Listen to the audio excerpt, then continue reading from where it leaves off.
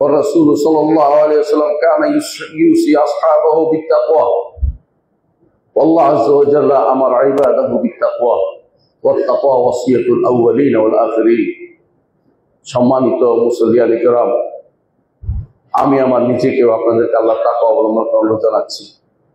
যেই তাকওয়া অবলম্বন করলে আমরা আল্লাহর জান্নাত পেয়ে ধন্য হতে পারবো। যতক্ষণ পর্যন্ত তাকওয়ার অধিকারী না হতে পারবো, জান্নাতে হওয়ার আশা ছেড়ে দিতে হবে। তাকওয়া যত কম থাকবে তত দেরিতে জান্নাতে যাব, যত বেশি তাকওয়া হবে তত তাড়াতাড়ি জান্নাতে যেতে পারবো। ন্যূনতম তাকওয়া হচ্ছে ঈমান। ন্যূনতম তাকওয়া হচ্ছে ঈমান থাকা। যার ঈমান নাই তার কোনো তাকওয়া নাই, মুত্তাকি হতে পারে নাই। এই জন্য জান্নাতে যেতে হলে তাকওয়া লাগবে। আল্লাহ তাআলা বলছেন, তিলকাল জান্নাতুল্লাতী নুরিসু মিন ইবাদিনা মান কানা তাকিয়া। আমার বান্দাদের মধ্যে যারা মুত্তাকি তাদেরকে শুধু এই জান্নাতের ওয়ারিশ করব। সুতরাং ঈমান এবং আমল সালেহ এই দুটি জিনিসে যারা পরিপূর্ণ, তাদের জীবন সম্পর্কে আমাদের জানা দরকার। নিঃসন্দেহে মুহাম্মদ রাসূলুল্লাহ সাল্লাল্লাহু আলাইহি ওয়াসাল্লাম তিনি ছিলেন তাকওয়ার চরম উদাহরণ, এবং তার চেয়ে মুত্তাকি পৃথিবীতে কেউ হইতে পারবে না, কারণ তিনি আল্লাহকে বেশি জানেন। যে আল্লাহকে বেশি জানে সে আল্লাহকে বেশি তাকওয়া অবলম্বন করে। রাসূলুল্লাহ সাল্লাল্লাহু আলাইহি ওয়াসাল্লামের পরে সাহাবায়ে কেরাম আল্লাহকে সবচেয়ে বেশি জানতেন, এই জন্য তারা সবচেয়ে বেশি মুত্তাকি ছিলেন। তাদের মধ্যে কেউ ছিল সিদ্দিক, কেউ ছিল শহীদ, কেউ হচ্ছে নেককার।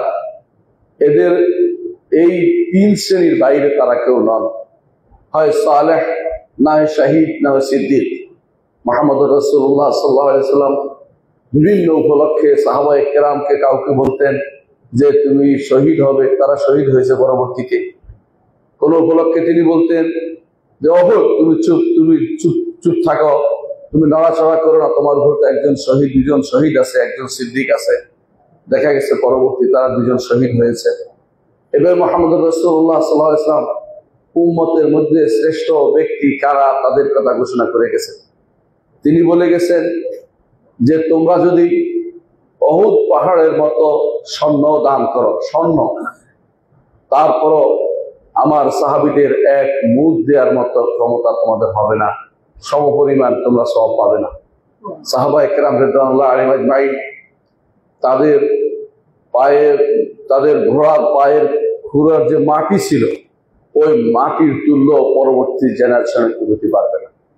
এই সাহাবায়ে কেরামের মধ্যে শ্রেষ্ঠ হচ্ছেন 10 জন সাহাবী, যাদের নিয়ে আপনাদের সাথে আমি আলোচনা করি প্রতি জুমাতে।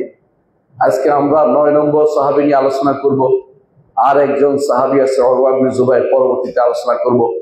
আজকে আমরা আলোচনা করব 9ম সাহাবী তালহা ইবনে উবাইদুল্লাহ রাদিয়াল্লাহু আনহু নিয়ে, যিনি শহীদ বলে রাসূল ঘোষণা করে গেছেন। সেই সাহাবী নিয়ে আজকে আমরা আলোচনা করব। কেন আমরা সাহাবায়ে কেরাম নিয়ে আলোচনা করি? আজ উম্মতে মুসলিমা, মুসলিম উম্মত আজ আদর্শ হারিয়ে ফেলেছে, আদর্শ খুঁজে পাচ্ছে না। তারা আদর্শ খুঁজে পরবর্তীতে অমুক দেশের প্রধান, তমুক দেশের প্রধান নিয়ে, অমুকের থিওরি নিয়ে, অমুক খেলোয়াড় নিয়ে, অমুকের বিষয় নিয়ে তারা আজ বিভিন্নভাবে আদর্শ হারিয়ে ফেলেছে। তারা আদর্শ জায়গা খুঁজে পাচ্ছে না। আমাদেরকে তো আদর্শ হিসেবে নিতে মুহাম্মদ রাসূলুল্লাহ সাল্লাল্লাহু আলাইহি ওয়াসাল্লাম বলেছেন, তার সাহাবীদেরকে নিতে বলেছেন। রাসূল বলেছেন, মা আনা আলাইহি আল-ইয়াউম আসহাবী। যুগে যুগে অনেক ফিতনা হবে, অনেক রকমের মতাদর্শ আসবে। এই মতাদর্শগুলি তোমাদেরকে 72 ফেরকা বিভক্ত করে ফেলবে। তাই হয়েছে আজ আপনারা দেখবেন মুসলিম উম্মাহ শতদা বিভক্ত। ঐক্যের কথা অনেকেই বলে, আমরাও বলি ঐক্য হওয়া দরকার, কিন্তু ঐক্যের মাপকাঠি হারিয়ে ফেলেছি। সাহাবায়ে কেরাম হচ্ছে ঐক্যের মাপকাঠি। সে ঐক্যের মাপকাঠিতে যারা উত্তীর্ণ, তাদের নিয়ে ঐক্য করতে হবে, তাদের পথে আমাদের চলতে হবে। রাসূলুল্লাহ সাল্লাল্লাহু আলাইহি ওয়াসাল্লাম যেদিন তিনি বলেছিলেন যে আমার উম্মত 72 ভাগে বিভক্ত হবে, সাহাবায়ে কেরাম বলেছে, ইয়া রাসূলুল্লাহ, সেদিন আমাদের কি করণীয় থাকবে? রাসূলুল্লাহ সাল্লাল্লাহু আলাইহি ওয়াসাল্লাম বলেছেন, মা আনা আলাইহি আল-ইয়াউমা ওয়া আসহাবী। আজকের দিনে যার উপর আমি আছি আর আমার সাহাবীরা আছে, এইটার মধ্যে তোমাদেরকে থাকতে হবে। সাহাবায়ে কেরাম হচ্ছে এই জন্য সঠিক পথের আলোকবর্তিকা, নিব্রাস বলেন অথবা মশাল বলেন, এই পথের পথিকে, এই পথের মধ্যে আপনি একজন সাহাবীকে নিয়ে সামনে এগিয়ে যাবেন।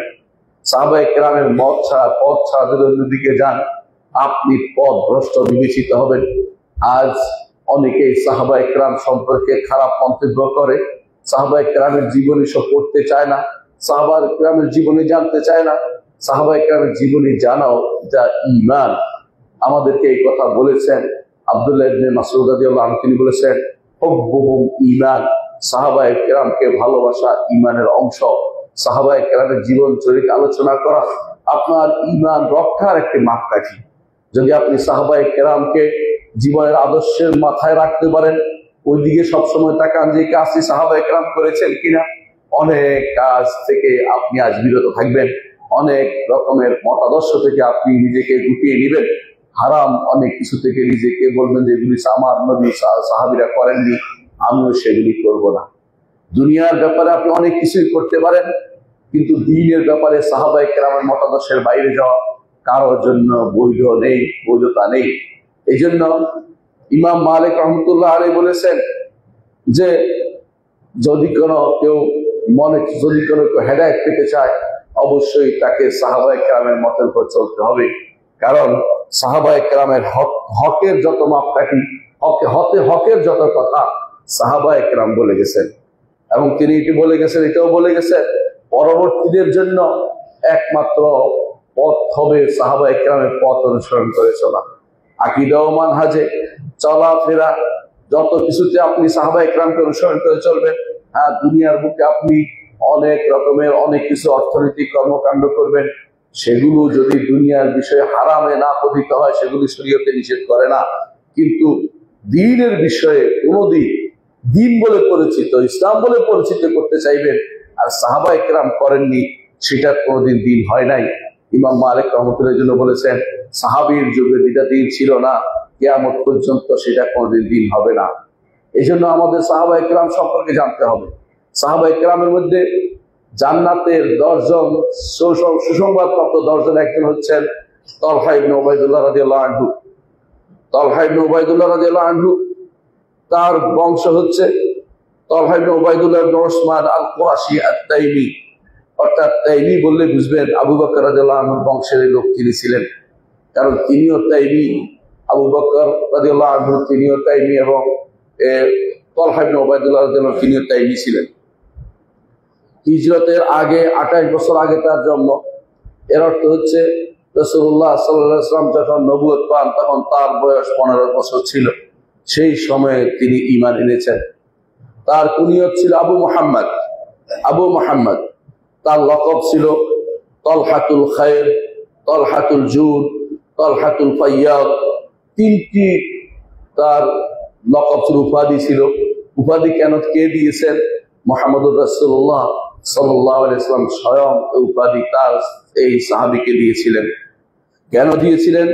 কারণ তিনি অতি বেশি মাত্রায় দান করতেন, হাতের কাছে যা পেতেন তাই তিনি দান করে দিতেন। তিনি হচ্ছেন তলহাতুল খায়র। আমরা ইতিমধ্যে অনেক সাহাবীর কথাই জেনেছি, সব সাহাবী দান করেছেন। বিশেষ করে 10 জন সাহাবী, প্রত্যেকেই দানের ক্ষেত্রে হাত ছিল প্রসারিত, কিন্তু এই সাহাবীর জন্য রাসূলুল্লাহ সাল্লাল্লাহু আলাইহি ওয়াসাল্লাম আল ফাইয়াদ এই লকবটি পছন্দ করেছেন, যার অর্থ হচ্ছে যে তিনি অনবরত দানশীল, অনবরত যিনি দান করে তাকে ফাইয়াদ বলা হয়। তিনি শুধু দানে নয়, যুদ্ধও ছিলেন সেরা, তাকে বীর সুজা বলা হতো, এবং তিনি ঘোড়সওয়ার ছিল দুর্দান্ত।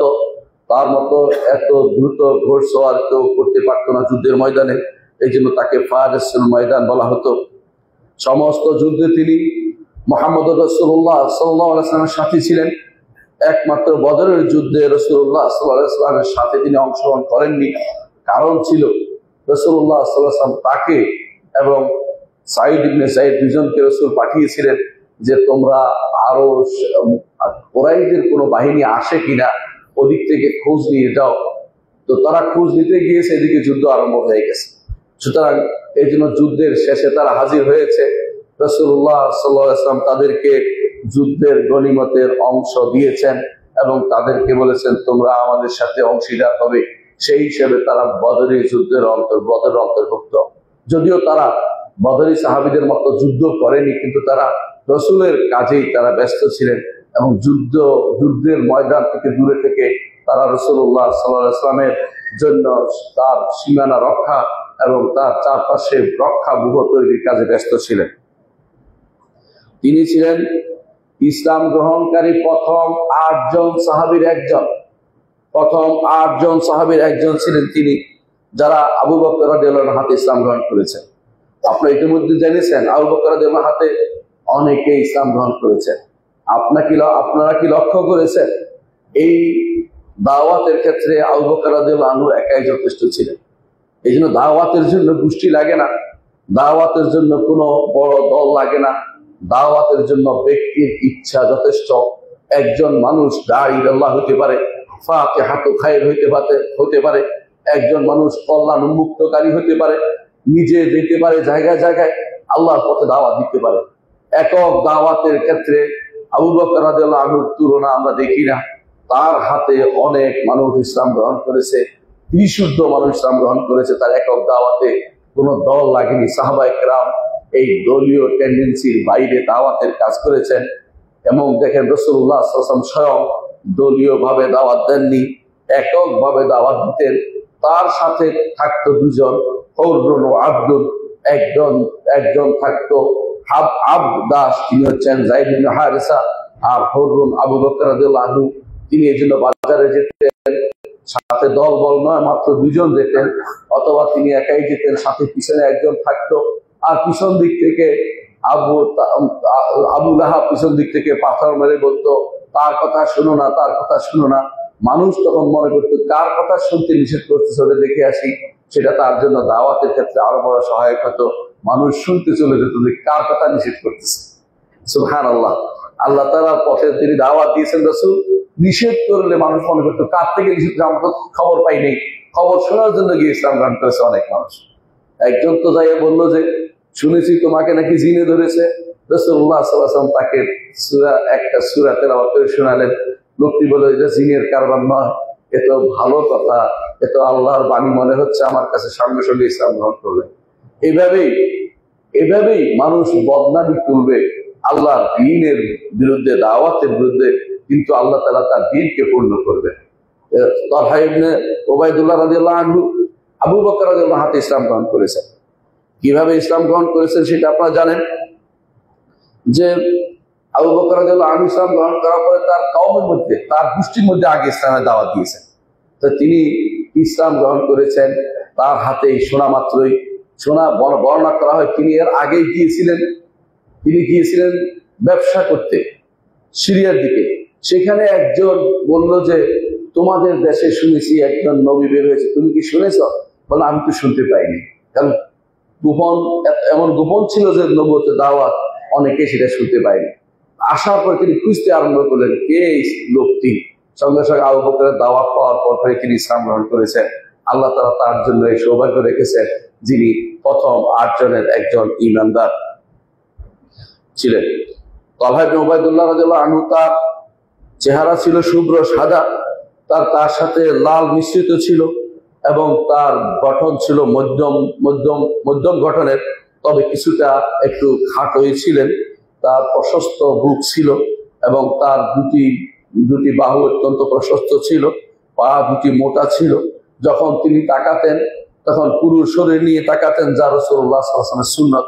এটাই তার ছেলে মুসা বিন তালহা তার সম্পর্কে বর্ণনা করেছেন। ইসলাম গ্রহণ করার পরে তার উপর যে অমানসিক অত্যাচার তার উপর হয়েছিল তার কিছু বিবরণ আমরা দিচ্ছি। যখন তার বংশের লোক নওফল ইবনে খুয়াইলিদ জানতে পারলেন যে আবু বকর এবং তালহা দুজনেই ইসলাম গ্রহণ করেছে, তখন তারা দুজনকে এক রশিদে বেঁধে রাখলো এবং কঠিনভাবে শাস্তি দিল। কিন্তু এত শাস্তির পর ইসলাম থেকে তাদেরকে পিছপা করতে পারেনি। শেষ পর্যন্ত সে অপারগ হয়ে সে ছেড়ে দিল যে তোদের দ্বারা কিছুই হবে না, কিন্তু আল্লাহ তাদের দ্বারাই সব হয়েছে, তার দ্বারাই কিছু হয় নাই। যে ব্যক্তি ইসলামের বিরুদ্ধে দাঁড়িয়েছে তাদেরকে আল্লাহ অপমান করেছে, কিন্তু তারা ইসলামের উপর অটল ছিলেন। শত অত্যাচারের মুখে আবু বকর এবং তালহা দুজনে কেউ ইসলামকে পরিত্যাগ করেননি। তালহা ইবনে উবাইদুল্লাহ রাদিয়াল্লাহু আনহু মক্কাতে রাসূলুল্লাহ সাল্লাল্লাহু আলাইহি ওয়াসাল্লামের সবসময় সাথে ছিলেন, সবসময় সাথে থাকতেন, এবং এই সাথে থাকার কারণে তিনি অন্য কোথাও যাননি, কোনো হিজরতের পথে যাননি। রাসূলুল্লাহ সাল্লাল্লাহু আলাইহি ওয়াসাল্লামের সাথে ছায়ার মতো থাকতেন। যখন মদিনা হিজরত করলেন, রাসূলুল্লাহ সাল্লাল্লাহু আলাইহি ওয়াসাল্লাম তাকে যে নির্দেশ দিতেন সেটাই তিনি প্রতিপালন করতেন। রাসূলুল্লাহ সাল্লাল্লাহু আলাইহি ওয়াসাল্লামের সময় বদরের যুদ্ধে তিনি অংশগ্রহণ করতে পারেননি, কারণ রাসূলের নির্দেশে তিনি বাইরে ছিলেন। উহুদের যুদ্ধে তিনি চরম পরাকাষ্ঠা দেখিয়েছেন। এই ঘটনা সবাই জানে। উহুদের যুদ্ধে কি ঘটেছিল? উহুদের যুদ্ধে যখন চতুর্দিক থেকে কাফেররা ধেয়ে আসলো মুহাম্মদ রাসূলুল্লাহ সাল্লাল্লাহু আলাইহি ওয়াসাল্লাম হামলা করার জন্য, চতুর্দিক থেকে। আর ওই সময় সাহাবায়ে কেরাম পালাতে আরম্ভ করলেন অনেকেই, কারণ অনেকেই আক্রমণের তীব্রতা এত বেশি ছিল যে অনেকেই সেখানে থাকতে পারেননি। ওই সময়ে এই সব অবস্থান করেছিলেন কয়েকজন সাহাবী। রাসূলের চারপাশে একজন ছিলেন তালহা ইবনে উবাইদুল্লাহ রাদিয়াল্লাহু আনহু। কিভাবে তিনি ছিলেন? চারদিক থেকে তীর আসছিল, নিজেকে রাসূলের সামনে ঢালের মতো দাঁড় করিয়ে দিলেন। তীর তার গায়ে পতিত হলো। এমনকি তরবারির আঘাত আসছিল, তরবারির আঘাতের জন্য নিজেকে রাসূলের সামনে দাঁড় করে দিলেন। এমনকি কাফেররা চাইলো তাকে উঠিয়ে নিয়ে যেতে, সেটাতেও তারা সফল হলো না। রাসূলুল্লাহ সাল্লাল্লাহু আলাইহি ওয়াসাল্লাম তখন চাইলেন যে তিনি সামনে এগিয়ে যাবেন, কোনো পাথরের উপর উঠবেন, কিন্তু তার শরীরে দুইটা বর্ম ছিল। এই দুইটি বর্মের কারণে তিনি উঠতে পারছিলেন না, উপরের দিকে উঠতে পারছিলেন না। এমন সময় তালহা ইবনে উবাইদুল্লাহ রাদিয়াল্লাহু আনহু তিনি তখন দাঁড়িয়ে গেলেন যে রাসূল, আপনি আমার পিঠে উঠুন। তিনি পিঠে উঠলেন। রাসূলুল্লাহ সাল্লাল্লাহু আলাইহি ওয়াসাল্লামকে তিনি বহন করে নিয়ে উপরে পাথরের উপরে উঠিয়ে রাখলেন। এই জন্য বলা হয়ে থাকে যে এই দিন তিনি যা দেখিয়েছেন, যে তিনি নিজের জীবনকে বিপন্ন করে যা দেখিয়েছেন, সেটা আর কোনোদিন কেউ দেখাতে পারেনি। রাসূলুল্লাহ সাল্লাল্লাহু আলাইহি ওয়াসাল্লামের সেদিন দাঁত ভেঙে গিয়েছিল, চতুর্থ দাঁতটি ভেঙে গিয়েছিল এবং ঠোঁট কেটে গিয়েছিল এবং তার চেহারা দিয়ে রক্ত প্রবাহিত হয়েছিল। তখন এই অবস্থায় একবার তালহা ইবনে উবাইদুল্লাহ রাদিয়াল্লাহু আনহু সামনে এগিয়ে গিয়ে তাদেরকে প্রতিরোধ করে কাফেরদেরকে আরেকবার রাসূলের সামনে এসে দাঁড়িয়ে যায়। কিভাবে গেলে রাসূলকে রক্ষা করতে হবে সেই চিন্তায় তিনি বিভোর ছিলেন। রাসূলুল্লাহ সাল্লাল্লাহু আলাইহি ওয়াসাল্লাম এই ঘটনা যখনই সাহাবায়ে কেরাম বর্ণনা করেন, তখনই তারা তালহা ইবনে উবাইদুল্লাহর প্রশংসা করতেন। সেদিন জুবাইর রাদিয়াল্লাহু আনহু বলেন, জুবাইর আরেকজন সাহাবী, তিনি বলেন যে রাসূলুল্লাহ সাল্লাল্লাহু আলাইহি ওয়াসাল্লাম উহুদের দিনে তার উপর দুটি বর্ম ছিল। একটি পাহাড়ে উঠতে চেয়েছেন, পাহাড়ে উঠতে পারতেছে না, পাথরের উপর উঠতে অনেক ভারী ছিল। তখন সে অবস্থায় দাঁড়িয়ে গেলেন তালহা ইবনে উবাইদুল্লাহ, তার উপরে উঠে বসলেন। তিনি তাকে নিয়ে উপরে উঠে পাথরের উপরে উঠিয়ে দিলেন। সে হচ্ছেন তালহা ইবনে উবাইদুল্লাহ রাদিয়াল্লাহু আনহু। রাসূলুল্লাহ সাল্লাল্লাহু আলাইহি ওয়াসাল্লাম তখন বললেন, তালহা জান্নাতকে ওয়াজিব করে নিয়েছে, অর্থাৎ জান্নাতের জন্য তার নামটি তখনই লেখা হয়ে গেছে। এই জন্য দেখা যাচ্ছে যে তিনি সেদিন যে দাঁড়িয়েছিলেন, পরবর্তীতে তার শরীরে 70-এর উপরে আঘাত পাওয়া গিয়েছিল। 70-এর উপরে আঘাত পাওয়া গিয়েছিল। তার হাত বেকার হয়ে গিয়েছিল, তার হাতের মধ্যে কোনো কাজ করতো না, এত বেশি পরিমাণে তীরের আঘাত ছিল এবং তরবারির আঘাত ছিল এবং নেজার আঘাত ছিল, যে হাত আর কোনোদিন কাজ করেনি, এরকম হয়ে গিয়েছিল। কিন্তু সবই ছিল রাসূলুল্লাহ সাল্লাল্লাহু আলাইহি ওয়াসাল্লামের জন্য। রাসূলুল্লাহ সাল্লাল্লাহু আলাইহি ওয়াসাল্লামকে ভালোবাসায় নিজের হাতকে তিনি কোরবানি করেছেন, নিজের শক্তিকে কোরবানি করেছেন, শরীরকে কোরবানি করেছেন এবং নিজের শরীরের অনেক অংশ তিনি শেষ পর্যন্ত সারা জীবন এভাবে টেনেছেন, কিন্তু আল্লাহর দ্বীন থেকে সামান্যতম পিছপা হননি। তিনি হচ্ছেন তালহা ইবনে উবাইদুল্লাহ রাদিয়াল্লাহু আনহু। তার আবু বকর রাদিয়াল্লাহু আনহু যখনই তার কথা স্মরণ করতেন, তালহা ইবনে উবাইদুল্লাহ রাদিয়াল্লাহু আনহুর কথা স্মরণ করতেন, তখনই বলতেন যে তিনি হচ্ছেন জান্নাতি, তার উপর রাসূল জান্নাতের ঘোষণা করে গেছেন। আর যখনই আবু বকর উহুদের কথা বর্ণনা করতেন, তখনই বলতেন এই দিনটি হচ্ছে তালহা ইবনে উবাইদুল্লাহ, কারণ সেদিন আমরা রাসূলের পাশে দাঁড়াতে পারিনি, তালহা ইবনে উবাইদুল্লাহ সেদিন রাসূলের পাশে দাঁড়িয়ে গিয়েছিলেন। তার যে সমস্ত গুণের মধ্যে আমরা আগে উল্লেখ করেছিলাম যে রাসূলুল্লাহ সাল্লাল্লাহু আলাইহি ওয়াসাল্লাম তাকে ফাইয়াদ বলেছেন, কারণ তিনি অতি মাত্রায় দান করতেন। রাসূলুল্লাহ সাল্লাল্লাহু আলাইহি ওয়াসাল্লামের সময়ে তার নাম আরেকটি ছিল তালহাতুল খায়র, কল্যাণের তলহা। কল্যাণ করতেন, যে কোনো কল্যাণ কল্যাণ কাজে তিনি অগ্রণী ছিলেন। একবার রাসূলুল্লাহ সাল্লাল্লাহু আলাইহি ওয়াসাল্লাম এক উপত্যকা দিয়ে যাচ্ছিলেন, জিজ্ঞাসা করলেন উপত্যকার নাম কি? সাহাবায়ে কেরাম বললেন যে এর নাম বিসা। রাসূল বললেন যে এর নাম নোমান। বিসান শব্দের অর্থ হচ্ছে দুর্ভাগ্য। তিনি তো বললেন দুর্ভাগ্যের কিছু হতে পারে না, নাম পরিবর্তন করে রাখলেন নোমান, অর্থাৎ নেয়ামত পূর্ণ হিসেবে রাখলেন। এটা শুনে তালহা ইবনে উবাইদুল্লাহ রাদিয়াল্লাহু আনহু পরবর্তীতে উপত্যকা কিনে এটাকে সাদাকা করে দিলেন। রাসূলুল্লাহ সাল্লাল্লাহু আলাইহি ওয়াসাল্লাম সাথে সাথে বললেন, মা আনতা ইল্লা ফাইয়া, তুমি তো দেখি দানের সেরা দান করেছ, কিনেছ নিজের জন্য নয়, সেটা দান করেছ মানুষের জন্য, বিশাল কাজ করে ফেলেছ। রাসূলুল্লাহ সাল্লাল্লাহু আলাইহি ওয়াসাল্লাম তার প্রশংসা করলেন। আরেকবার তার কাছে 7,000 দিরহাম আসলো এক রাত্রিতে। কি জন্য আসলো? সেটা তার অধিকার, তার অংশ, যুদ্ধে অংশগ্রহণ করার কারণে সেটার ফল তার কাছে এসেছে। 7,000 দিরহাম আসার কারণে সকাল পর্যন্ত তার স্ত্রী বলেন যে সকাল পর্যন্ত তিনি শুধু এদিক সেদিক করেছেন, ঘুমাননি। সকালে ঘুম থেকে উঠেই এই 7,000 দিরহাম পুরোটাই শুধুমাত্র তার পরিবারের জন্য সামান্য রেখে পুরোটাই তিনি আল্লাহর রাস্তায় দান করে দিলেন। তিনি হচ্ছেন তালহাতুল খায়র এবং তিনি হচ্ছেন তালহাতুল ফাইয়া, তালহাতুল জুদ। তাকে তিনি হচ্ছেন তালহা ইবনে উবাইদুল্লাহ রাদিয়াল্লাহু আনহু। তার ফজিলতের মধ্যে কিছু ফজিলত আমি বর্ণনা করব।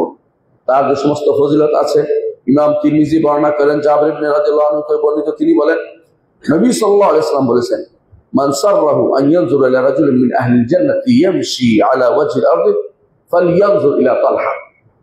তোমাদের মধ্যে কেউ যদি চায় জান্নাতি মানুষ দুনিয়ার বুকে হেঁটে চলেছে, সেই জন্য দেখতে চায় সেজন্য তালহা ইবনে উবাইদুল্লাহর দিকে তাকায়। অর্থাৎ একজন মানুষ জান্নাতি, সে দুনিয়ার বুকে হেঁটে চলেছে, আপনি দেখতে পাচ্ছেন জান্নাতি। সুবহানাল্লাহ। রাসূলুল্লাহ সাল্লাল্লাহু আলাইহি ওয়াসাল্লাম বলছেন কেউ দেখতে চায় সেজন্য তালহা ইবনে উবাইদুল্লাহর দিকে দেখে। ইমাম তিরমিজি হাদিসটি বর্ণনা করেছেন। দ্বিতীয় আরেকটি তার ফজিলত হচ্ছে, রাসূলুল্লাহ সাল্লাল্লাহু আলাইহি ওয়াসাল্লাম যখন 10 জন সাহাবীকে জান্নাতি ঘোষণা করেছেন, তখন বলেছেন ওয়া তালহাতু ফিল জান্নাহ, আর তালহা জান্নাতে থাকবে, জান্নাতি হবে। রাসূলুল্লাহ সাল্লাল্লাহু আলাইহি ওয়াসাল্লাম সেই 10 জনের সাথে তার নাম কেউ নিয়েছিলেন। তৃতীয়ত, ইমাম তায়ালিসি বর্ণনা করেন, তার মুসনাদে বর্ণনা করেন, মুআবিয়া রাদিয়াল্লাহু আনহু থেকে বর্ণনা করেন, রাসূলুল্লাহ সাল্লাল্লাহু আলাইহি ওয়াসাল্লামের থেকে রাসূলুল্লাহ সাল্লাল্লাহু আলাইহি ওয়াসাল্লাম বলেছেন, তালহা ইবনে উবাইদুল্লাহ মিম্মান কাদা নাহবা, তালহা ইবনে উবাইদুল্লাহ ওই ব্যক্তিদের অন্তর্ভুক্ত যারা তাদের নিজেদের জানকে আল্লাহর রাস্তায় দান করেছে। এই কথা কেন বলেছেন?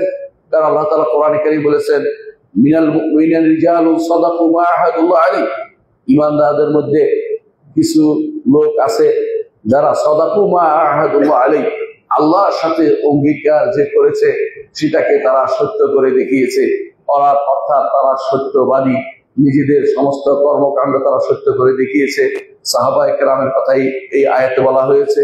তারপর আয়াতের মধ্যে বলা হয়েছে, মিনহুম মান কাদা নাহবাহু ওয়া মিনহুম মান ইয়ান্তাজির, তাদের মধ্যে কেউ নিজের জীবনকে আল্লাহর রাস্তায় দান করেছে, ওয়া মিনহুম মান ইয়ান্তাজির, আর তাদের মধ্যে কেউ অপেক্ষা করছে কখন আল্লাহর রাস্তায় নিজের জানকে দান করবে। সেই সময় মুআবিয়া রাদিয়াল্লাহু বলেন, তিনি হচ্ছেন তালহা ইবনে উবাইদুল্লাহ তাদের অন্তর্ভুক্ত যারা আল্লাহর রাস্তায় নিয়ে জানকে দিয়েছেন। চতুর্থ একটি ফজিলত হচ্ছে, রাসূলুল্লাহ সাল্লাল্লাহু আলাইহি ওয়াসাল্লাম তাকে বলেছেন যে তার মুখে তাকে বলেছেন যে তালহা শহীদ, আল্লাহর রাস্তায় শহীদ বলে রাসূলুল্লাহ সাল্লাল্লাহু আলাইহি ওয়াসাল্লাম ঘোষণা করেছেন তালহা ইবনে উবাইদুল্লাহ রাদিয়াল্লাহু আনহুকে।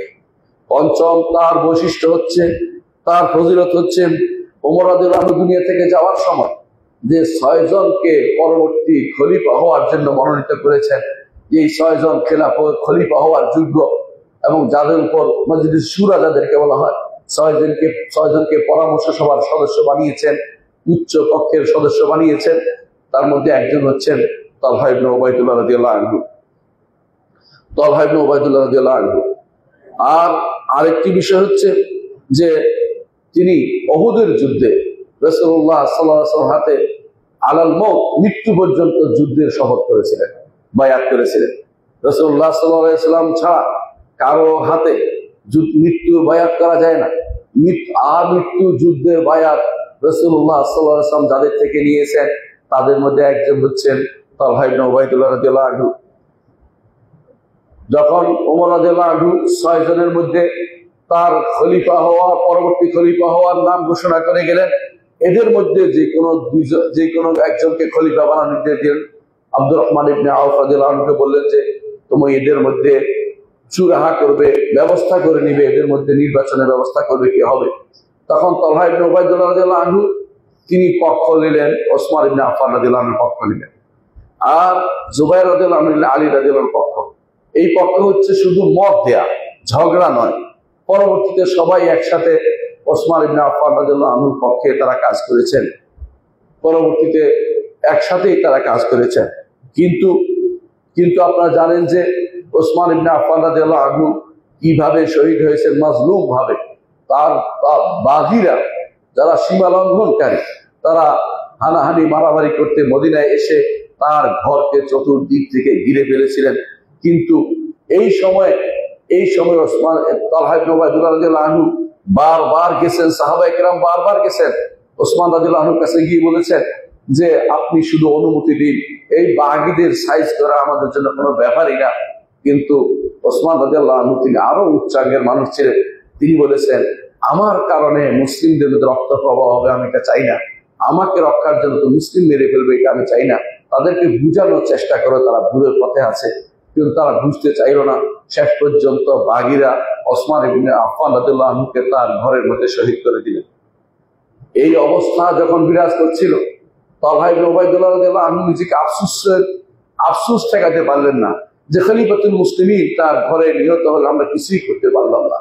তারপর তিনি আলী রাদিয়াল্লাহু আনহুর বায়াত করলেন এই জন্য যে অবশ্যই এটার বিচার আপনি করবেন। আলী রাদিয়াল্লাহু আনহু সেটা বিচার করতে প্রস্তুত ছিলেন। এই অবস্থা চলছিল। আলী ইবনে আবি তালিব রাদিয়াল্লাহু আনহু সেজন্য বলতেন তালহা আদহান নাস ওয়া আসখাহুম, তালহা হচ্ছে সবচেয়ে বুদ্ধিমান এবং সবচেয়ে দানবী। তিনি তার প্রশংসা করতেন, এমন তার এই প্রশংসা কারণে এমনকি বলা হয়ে থাকে, আলী ইবনে আবি তালিব বলেন আমি রাসূলুল্লাহ সাল্লাল্লাহু আলাইহি ওয়াসাল্লামকে বলতে শুনেছি তালহা এবং জুবায়ের জারায়াতুল জান্নাহ, জান্নাতে দুজন আমার পড়শি হবে, জান্নাতে দুজন আমার পড়শি হবে। রাসূলুল্লাহ সাল্লাল্লাহু বিভিন্ন ভাবে এইভাবে তার জান্নাতি হওয়ার কথা ঘোষণা করেছেন। এই জান্নাতি হওয়ার কথা ঘোষণা করার সাথে সাথে আমাদেরকে জানা দরকার যে যারাই তার ব্যাপারে কোনো উচ্চবাচ্য করবে, একজন জান্নাতি মানুষের ব্যাপারে উচ্চবাচ্য করলে সেই থুতু তার দিকে আসবে, সাহাবীদের কোনো ক্ষতি করবে না। বিশেষ করে তালহা ইবনে উবাইদুল্লাহ রাদিয়াল্লাহু আনহুর ব্যাপারে কারো মন্তব্য করা কোনোভাবেই গ্রহণযোগ্য হবে না। যখন তিনি বায়াত নিলেন তখন তিনি বারবার বলতে লাগলেন আলী রাদিয়াল্লাহু আনহুকে যে আমাকে বসরার দিকে পাঠান। জুবাইর রাদিয়াল্লাহু আনহু বললেন যে আমাকে কুফার দিকে পাঠান, আমি দুদিক পাহারা দেবো, আপনি এদিকে বিচার সম্পন্ন করে ফেলেন। যারা ওসমানকে হত্যা করেছে তাদের বিচার করতে হবে। বারবার আলী রাদিয়াল্লাহু আনহু বলতেন অপেক্ষা করুন, আমি সে বিচার করব, কিন্তু পরিবেশটা আমার পক্ষে হচ্ছে না, বিচারের কোনো পরিবেশ তৈরি করতে পারছি না। এখনো বিভিন্ন এলাকার মানুষ আমার আনুগত্য করছে না, এরা ওই দিক থেকে ভিন্ন পথে চলে যেতে পারে, সেই জন্য তিনি একটু দেরি করছিলেন। এই অবস্থা হজের মৌসুম চলে আসে। হজের মৌসুম চলে আসলে মানুষ হজে চলে যায়। হজে চলে যাওয়া এমন সময় হজে চলে গেছেন আয়েশা রাদিয়াল্লাহু আনহা, তিনিও হজে চলে গেলেন। আর ওই সময়ে মদিনা খালি পেয়ে যারা দুষ্কৃতিকারী তারা ওসমান ইবনে আফফান রাদিয়াল্লাহু আনহুকে শহীদ করে দিয়েছিলেন। তখন এই অবস্থা বিরাজ করার কারণে মক্কা থেকে লোকেরা আসার আগেই তখন তালহা ইবনে জুবাইর রাদিয়াল্লাহু আনহু দুজনেই মক্কাতে গেলেন। গিয়ে তাদের মা, আমাদের সবার মা আয়েশা রাদিয়াল্লাহু আনহা বসে আলোচনা করলেন যে ওসমান হত্যার বিচারটা করতেই হয়। আমাদের খলিফাতুল মুসলিমিনকে হত্যা করা হয়েছে, অথচ বিচার হচ্ছে না, ওদের শাস্তি পেতে হবে, কি করা যায়। তারা যখন সেই সময় মক্কা থেকে তারা বসরার দিকে রওনা হলেন। বসরার দিকে রওনা হওয়ার সময় পথে অনেক মানুষ একত্র হলো, কারণ রাসূলুল্লাহ সাল্লাল্লাহু আলাইহি ওয়াসাল্লামকে, সাহাবীকে যারা ভালোবাসতো, সাহাবীদেরকে বিশেষ করে যারা ওসমানকে ভালোবাসতো এবং যারা তালহা, জুবাইর এবং উম্মাহাতুল মুমিনিনদের ভালোবাসা সবাই রওনা হয়ে গেল পথে। কিন্তু বেশিরভাগ ভিতরে ভিতরে আব্দুল্লাহ ইবনে সাবা ঢুকে গেল। সে ছিল ফিতনাবাজ। সে ফিতনা তৈরি করার জন্য চুপ মেরে বসে থাকলো, যাতে করে যুদ্ধ আরম্ভ হয়, যুদ্ধ যেন আরম্ভ হয়ে যায়। যখন এই অবস্থা রওনা হয়ে গেছেন, পথিমধ্যে এক জায়গায় আয়েশা রাদিয়াল্লাহু আনহা বললেন, দেখলেন যে কুকুর সেখানে ঘেউ ঘেউ করছে। তিনি বললেন যে এটা কোন জায়গায়, এই জায়গার নাম কি? তখন তার সাথীরা বললো এই জায়গার নাম হচ্ছে হাউ আব। হাউ আব জায়গার নাম। আয়েশা রাদিয়াল্লাহু আনহা বললেন যে আমাকে ফিরে নিয়ে চলো, আমি এদিকে যাব না, কারণ আমি আমার হাবিবকে বলতে শুনেছি তোমাদের মধ্যে, হে আমার স্ত্রীরা, তোমাদের মধ্যে এমন কে আছে যাকে হাউ আব নামক এলাকায় কুকুর ঘেউ ঘেউ করবে। আমার মনে হয় আমাকে উদ্দেশ্য নিয়েছে, আমি চলে যাব, আমি এই যুদ্ধ, আমি এখানে কোনো কিছু করতে যাব না, আমি কেন এখানে আসবো, আমি চলে যাব। কিন্তু সবাই মিলে বুঝাইলেন আপনি তো সন্ধি করতে যাচ্ছেন, আপনি তো কোনো যুদ্ধ করতে যাচ্ছেন না। এই কথা বলে তাকে নিয়ে আসলো বসরাতে। আর ওদিক থেকে আলী ইবনে আবি তালেব রাদিয়াল্লাহু আনহু তিনি ওসমান ইবনে হানিফ সহ বিভিন্ন লোকদের পাঠালেন যে ওনাকে বুঝান তারা কি জন্য ওদিকে যাচ্ছে। বিচার তো আমি করব, তারা তো বিচার করতে পারবে না, আর তারা তো ওখানে গেলে ফিতনা তৈরি হবে। তিনি তখন সেখানে পথ আটকানোর লোক পাঠালেন, তাদের সাথে আমার কথা হবে। তিনি কথা বলতে গেলেন, কথা বলে মায়ের সাথে কথা বলেন, মাকে বললেন সসম্মানে আপনি মদিনায় চলে যান। তিনি বলেন আমি মদিনায় চলে যাব। তখন তালহা ইবনে জুবাইর দুজনে রাজি হয়ে গেলেন মদিনা চলে যেতে। রাতের মধ্যে তারা ঘুমিয়ে গেলেন, সকালে যাবেন। রাতের মধ্যে ফিতনাবাজরা বুঝলো যে যদি তারা মদিনা চলে যায় আলী ইবনে আবি তালেব তাদের বিচার করবে, কারণ তারা ফিতনা তৈরি করেছে। সেই জন্য তারা রাতের মধ্যে আক্রমণ করে দিল, একে অপরের শিবিরে আক্রমণ করলো।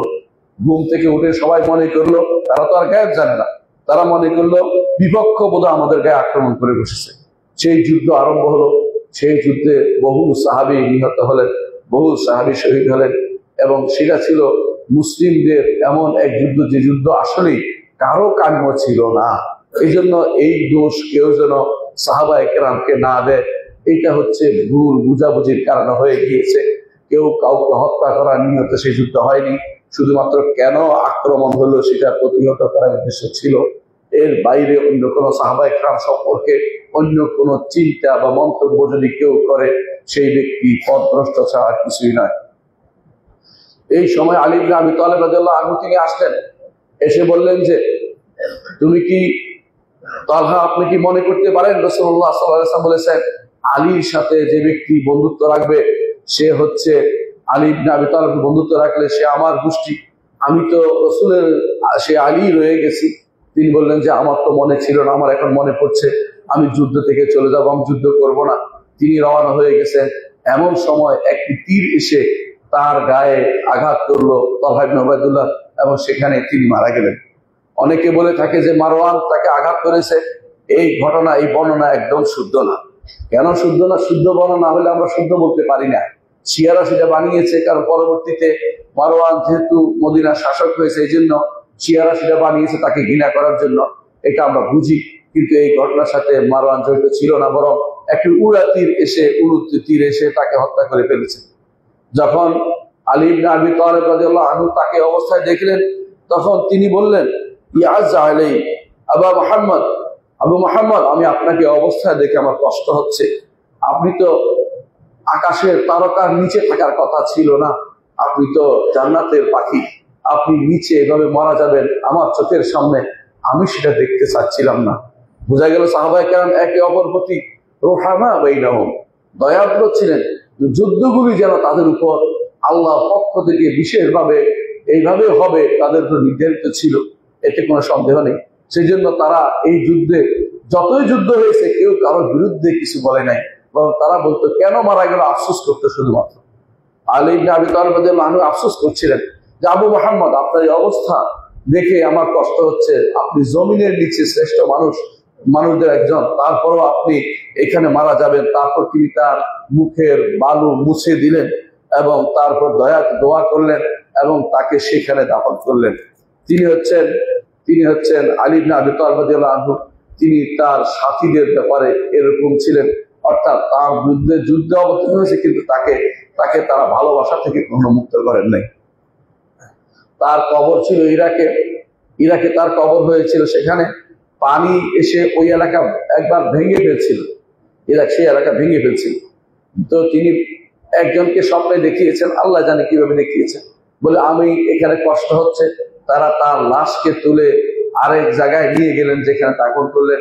যেরকম লাশ ছিল পরবর্তীতে একই রকমের লাশ, তার মধ্যে দেখা গেছে কোনো পরিবর্তন তার শরীরে হয়নি। আল্লাহর পক্ষ থেকে এটা বিশেষ নেয়ামত ছিল, আল্লাহর পক্ষ থেকে বিশেষ নেয়ামত ছিল। বসরাতে সেভাবেই তার লাশটাকে পরবর্তী পাওয়া গেছে, অন্য জায়গাতে পাশে স্থানান্তর করা, যেখানে পানির স্রোত নাই সেখানে স্থানান্তর করা হয়েছে। তার সন্তানদের মধ্যে অনেকে ছিলেন। মোহাম্মদ সাজ্জাদ একজন ছিলেন, তিনি জামালের যুদ্ধে, ওই যুদ্ধেই তিনি মারা গিয়েছিলেন। আলী ইবনে আবি তালেব রাদিয়াল্লাহু আনহু ছেলেটাকে দেখে কেঁদে দিলেন এবং বললেন, তুমি তোমার বাবার অনুসরণ করে মারা গেছো, নাহলে তুমি মারা যাওয়ার মতো মানুষ নয়, তুমি ছিল সাজ্জাদ, অতিমাত্রায় সেজদাকারী, সালাত আদায়কারী। তোমাকে আমি অবস্থা দেখে আমিও সহ্য করতে পারছি না। সাহাবায়ে কেরাম তারা একে অপরের জন্য কাঁদতেন, কিন্তু কিছু যেন করার ছিল না। যুদ্ধ কারা লাগিয়ে দিল তারা বুঝতে পারছিলেন না। এই যুদ্ধে সাহাবায়ে কেরামের অনেকেই সেই যুদ্ধে মারা গিয়েছিলেন। তার আরেক সন্তান ছিল মুসা বিন তালহা, পরবর্তী হাদিসের বর্ণনাকারী ছিলেন। এই এই এই যে তার এই বর্ণনাগুলো আমরা যে পাচ্ছি, এর কারণ হচ্ছে তার পরবর্তী জেনারেশন সেটা তার কাছে বিস্তারিত বর্ণনা করে গেছেন আমাদের জন্য। যে কথা বলছিলাম, সাহাবায়ে কেরামের এই যে যুদ্ধ অবস্থাটা ছিল, এইটা নিয়ে আলোচনা করা আহলুস সুন্নাত ওয়াল জামাতের কাছে নিষিদ্ধ। যদি আপনি আহলুস সুন্নাত ওয়াল জামাতের আকীদা ও মানহাজের অধিকারী হন, সাহাবায়ে কেরামের এই ঘটনাটা বলবেন, কিন্তু কারো উপরে দোষ দিতে পারবেন না, কারো উপরে দোষ দিতে পারবেন না। আহলুস সুন্নাত ওয়াল জামাতের মানহাজ হচ্ছে এটাই।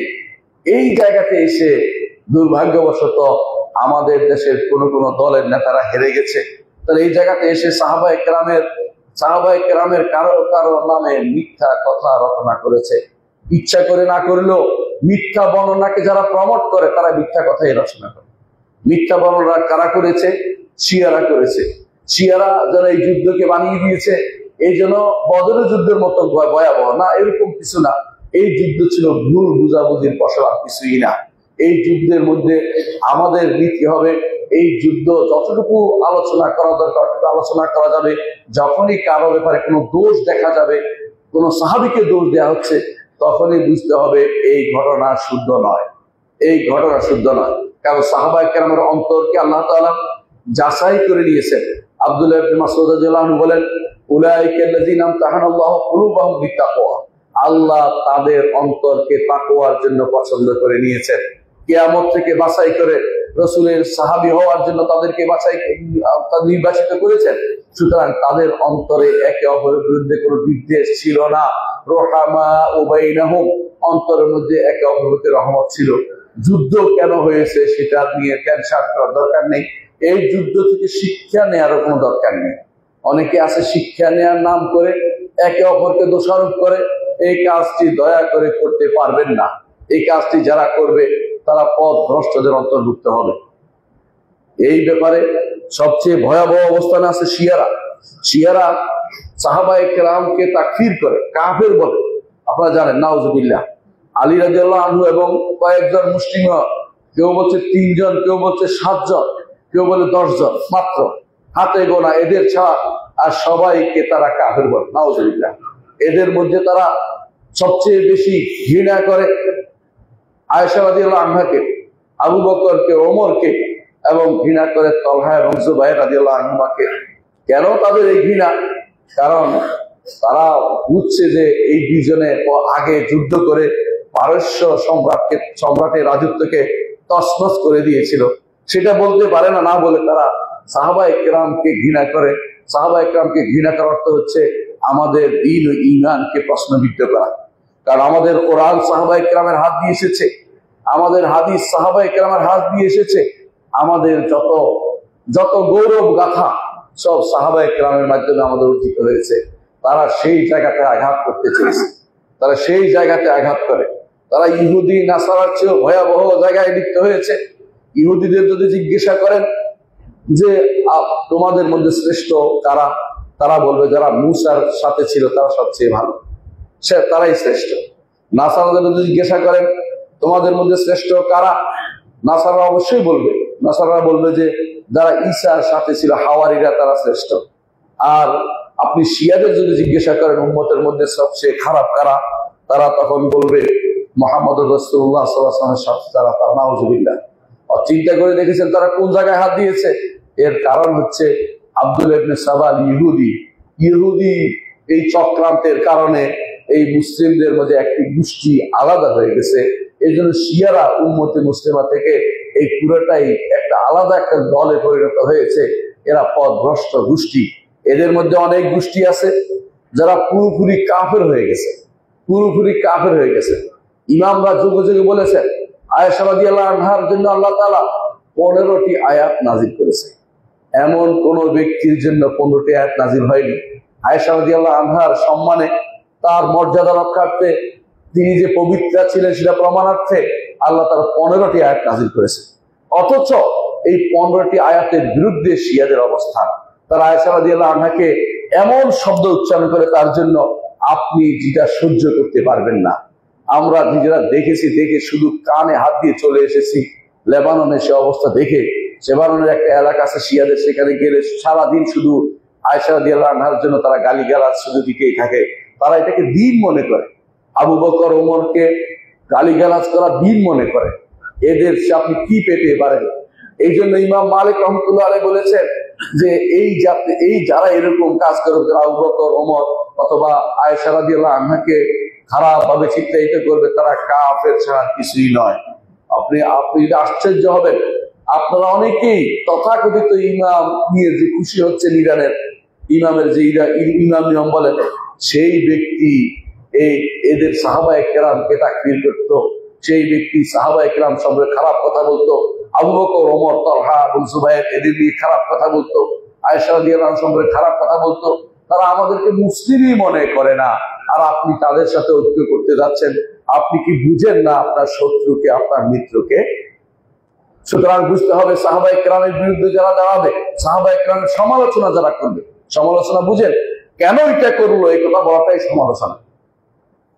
নেগেটিভ সেন্সে যে কোনো কথা বলাই সমালোচনা। আপনি যদি কোনো মুআবিয়া রাদিয়াল্লাহু আনহুর কোনো সমালোচনা করেন, আপনি যদি তালহা অথবা জুবাইর রাদিয়াল্লাহু আনহুর কোনো সমালোচনা করেন, কেন এটা করলো, কেন এটা হলো, এই জাতীয় কোনো কথা বলতে পারবেন না। এটাই আহলুস সুন্নাত ওয়াল জামাতের মত। ইমাম তাহাবী রাহমাতুল্লাহ আলাইহি তার কিতাবে লিখেছেন, যেটা আকীদার সংক্ষিপ্ত মুখপাত্র হানাফি মাযহাবের ইমামরা সেটা বলেন, সালাফিরা তো আগে থেকে বলে আসছে, হানাফি ইমামরাও সেটা বলেছেন, ওয়াসসুকুতু আম্মা শাজারা বাইনাহুম, সাহাবায়ে কেরামের মাঝে যা ঘটেছে এই ব্যাপারে চুপ থাকা হচ্ছে আহলুস সুন্নাত ওয়াল জামাতের আকীদা ও মানহাজ। এখানে শিক্ষার নাম করে অথবা কোনো কিছু প্রতিরোধের নাম করে বাড়াবাড়ি কোনো কিছু করা যাবে না। শুধু ভালো উল্লেখ করতে হবে। ভালোটা যেমন আজকে আমরা উল্লেখ করেছি, প্রত্যেক সাহাবীর ভালোটা উল্লেখ করতে হবে। কোন সাহাবীকে আমরা গুনাহ থেকে মুক্ত বলি না, কিন্তু তাই বলে নির্ধারণ করে কোনো ব্যক্তিকে অমুক গুনাহ করেছে, গুনাহগার অমুক এটা করেছে, এই জাতীয় বলা জায়েজ নাই। কারণ এতে করে সাহাবায়ে কেরামের অপমান হয়। আপনারা জানেন রাসূলুল্লাহ সাল্লাল্লাহু আলাইহি ওয়াসাল্লাম সেই বাক্যটি তিনি বলেছেন, ফাবি হুব্বি আহাব্বাহুম, আমাকে ভালোবাসলে এদেরকে ভালোবাসো, অবিবুগদি আবগাদাহুম, কেউ যদি তাদেরকে ঘৃণা করে আমাকে সেটা ঘৃণা করা হয়ে যায়। এজন্য সাহাবায়ে কেরামকে কোনোভাবে আক্রমণের জায়গা বানানো যাবে না। যদি কোনো কারণ হয়ে যায় বলতে হবে তারা এটা করেছেন, এর বাইরে আমরা কিছু জানি না কেন করেছেন। এর বাইরে কারণ বের করে ইউরোপিয়ানদের জন্য, কাফেরদের জন্য আমাদের সাহাবায়ে কেরামের ব্যাপারে আঘাত করতে দেওয়ার কোনো সুযোগ তৈরি করে দেওয়া যাবে না। কারণ আমাদের দিন সাহাবায়ে কেরাম সালফে সালেহিনের পথে পদাঙ্ক অনুসরণ করে চলে। এই জন্য আমাদেরকে সালাফি মানহাজের অনুসরণকারী বলে। আমরা এই জন্য সালাফি আহলুল হাদিস যারা, তারা কখনো সাহাবায়ে কেরামের ব্যাপারে কোনো ছাড় দেয় না। যোগে যোগে এই কাজটি করে এসেছেন। এই জন্য সাহাবায়ে কেরামের ব্যাপারে যারাই কথা বলবে সঙ্গে সঙ্গে তাদেরকে বয়কট করে দিবেন। এটা ইমানদারের কাজ, ইমানি দায়িত্ব ছাড়া কিছু, ইমানি দায়িত্ব এটা মনে করে সেই কাজটি আপনাকে রাখবেন। যত ফিতনা বের হয়েছে মনে রাখবেন, প্রত্যেকটি ফিতনাবাজরা আক্রমণ করছে সাহাবায়ে কেরামকে। শিয়ারা আক্রমণ করেছে সাহাবায়ে কেরামকে, খারেজিরা আক্রমণ করেছে সাহাবায়ে কেরামকে, মুতাজিলা আক্রমণ করেছে সাহাবায়ে কেরামকে, এমনকি আরো যারা বের হয়েছে প্রত্যেকটি ফেরকা তারা সাহাবায়ে কেরামকে হয় অসম্মান করেছে, নয় বলেছে তারা বুঝতো না, তারা নাকি বেশি বুঝতো। আপনি আশ্চর্য হবেন, মুতাজিলারা ইবনে ওমর রাদিয়াল্লাহু আনহুকে বলতো গণমানুষের লোক, তারা বিশেষ লোক নিজেদেরকে বলতো। আব্দুল্লাহ ইবনে ওমর রাদিয়াল্লাহু আনহু বলতে গণমানুষের লোক, মানে সর্বসাধারণ মানুষ। সর্বসাধারণ মানুষ বলে তারা এরকম কথাবার্তা চালু করতো। এরাই ছিল যত ফিতনাবাজ দেখবেন তাদের সর্বশেষ কাজ হবে সাহাবায়ে কেরামকে আক্রমণ করে বসা। কারণ সাহাবায়ে কেরামকে আক্রমণ করতে পারলে হাদিস মানা লাগবে না, সাহাবায়ে কেরামকে আক্রমণ করতে পারলে কোরআনের বিধানকে সব মানা লাগবে না। তারা এই জন্য এই জায়গাতে আঘাত করতো। সেই জন্য আমরা বলবো যারা তলহা ইবনে জুবাইর রাদিয়াল্লাহু আনহু, তলহা এবং জুবাইর এই দুইজন রাদিয়াল্লাহু আনহু, এইদেরকে রাদিয়াল্লাহু আনহুমা, এদেরকে যারা নাকেসিন বা যারা বলে যে অঙ্গীকার ভঙ্গকারী শিয়ারা এগুলি বলে থাকে এবং আমাদের দেশে বাংলায় সেটা প্রচারও করে থাকে, এই লোকগুলো নিজেরা পথভ্রষ্ট এবং আখিরাতে এদের পরিণতি ভয়াবহ হবে। হয় ঈমান হারা হয়েছে, নইলে তারা জাহান্নামে যাওয়ার জন্য রাসূলুল্লাহ সাল্লাল্লাহু আলাইহি ওয়াসাল্লামের পক্ষ থেকে ধমকি প্রাপ্ত হয়েছে। কারণ রাসূলুল্লাহ সাল্লাল্লাহু আলাইহি ওয়াসাল্লাম তিনি বলেছেন যে একটি ব্যতীত মা আনা আলাইহি ওয়া আসহাবি, আমি এবং আমার সাহাবীদের পথের বাইরে যারা আছে সবাই জাহান্নামে যাবে। এই পথের বাইরে চলার কোনো সুযোগ নেই। সুতরাং এরা জাহান্নামে যাবে, চিরস্থায়ী হবে যদি কোনো কুফরি করে ফেলে, আর কুফরি না হলে অস্থায়ী হলেও জাহান্নামে তারা যাওয়ার জন্য রাসূলের পক্ষ থেকে সাবধান বাণী জানানো হয়েছে আমাদেরকে। সুতরাং সেই হিসেবে আমরা প্রত্যেকটি কথা মেপে বলতে হবে। কোনোভাবেই কোনো বক্তব্য এনে তাদের কোনো বক্তব্য এনে একে অপরের বিরুদ্ধে লাগিয়ে দেওয়া যাবে না, এটা মনে রাখতে হবে। অনেকে একখানের বক্তব্য আরেকখানে এনে এক সাহাবীর বক্তব্য আর সাহাবীর বক্তব্যের বিরুদ্ধে লাগিয়ে দেয়, ওইটা করা যাবে না। আমাদের এই দায়িত্বের ভিতরে পড়ে না। আমরা সাহাবায়ে কেরামের জন্য অন্তরটাকে পরিচ্ছন্ন রাখবো। অন্তরটা যদি আমাদের পরিচ্ছন্ন থাকে, এই অন্তরের ভিতরে কোনো কিছু না থাকে, তাহলে হাসরের দিন আল্লাহ তাআলা যেটা বলেছেন ওয়ানাযানা মা ফি সুদুরিহিম মিন গিল্লিন ইখওয়ানান আলা সুরুরিন মুতাকাবিলিন, তাদের অন্তরে যে সমস্ত হিংসা বিদ্বেষ ছিল এগুলিকে আমি উঠিয়ে দিব। একে অপরের তারা খাটের সামনে বসে, সফর খাটের সামনে বসে একে অপর তারা সামনাসামনি বসবে। চিন্তা করতে পারেন সাহাবায়ে কেরাম আলী ইবনে আবি তালিব রাদিয়াল্লাহু আনহু, তলহা এবং জুবাইর রাদিয়াল্লাহু আনহুমা, অন্যরা সবাই কিন্তু শিখে জান্নাতে যাবে, যারা সবাই কিন্তু পরস্পর মুখোমুখি হয়ে বসবে। কিন্তু আপনি তাদের নিয়ে খারাপ মন্তব্য করে আপনার ভবিষ্যৎ আপনি নষ্ট করে ফেললেন, আপনি শেষ হয়ে গেলেন। তাদের কোনো ক্ষতি হলো না, কিন্তু আপনি নিজেকে শেষ করে দিলেন। এই জন্য আপনার দায়িত্ব হবে তাদের ব্যাপারে সাবধান। সাহাবায়ে কেরামের ব্যাপারে কোনো কারো মন্তব্য, সামান্যতম মন্তব্য সহ্য করবেন না। বিশেষ করে মুআবিয়া রাদিয়াল্লাহু আনহুর ব্যাপারে পরবর্তীতে যা করে ভয়াবহ আক্রমণ করে বসে, এই আক্রমণ কোনোভাবেই গ্রহণ করবেন না, মেনে নিবেন না, কোনো রকমের ওই প্রশ্ন তোলার চেষ্টা করবেন না। তিনি যা বলে বুঝেছেন করেছেন, তার ইজতিহাদ ছিল, এর মাধ্যমে তিনি সওয়াবের অধিকারী হবেন।